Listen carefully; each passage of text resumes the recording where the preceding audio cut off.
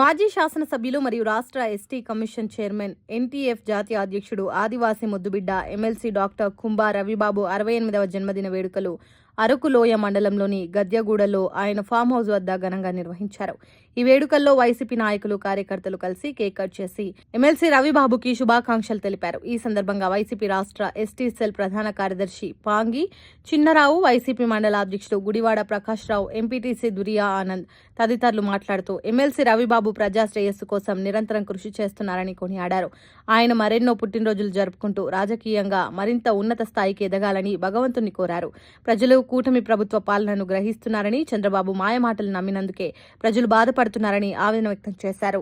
Like చేయండి, share చేయండి, subscribe చేయండి. మరిన్ని వీడియోల కోసం బెల్ సింబల్ పై క్లిక్ చేయండి.